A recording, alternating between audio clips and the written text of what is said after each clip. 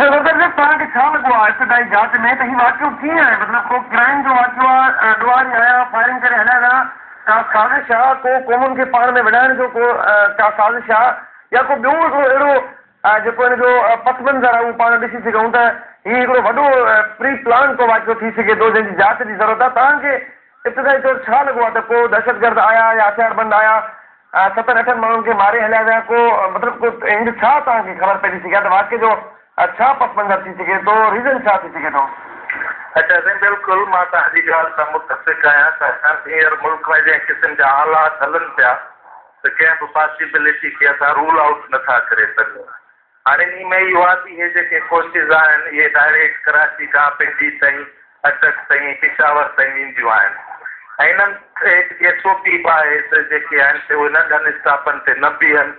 ऐं सिधो हलिया वञनि छाकाणि त डायरेक्ट बसूं हूंदियूं आहिनि हाणे हिन केस में इहो आहे त सकरंड में उहा बस बीठी आहे ऐं उतां 2 ॼणा चढ़िया आहिनि जिन ॿुधायो आहे त असां अॻिते वेंदासीं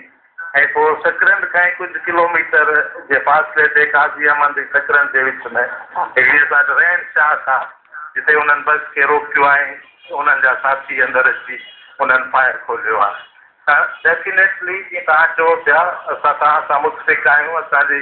पुलिस ऐं असांजा एक्सपर्ट इन हर पहलू खे ॾिसनि पिया ऐं जेके असांजा इन में कंहिं बि कम्यूनिटी जा हुजनि असांजा पाकिस्तानी आहिनि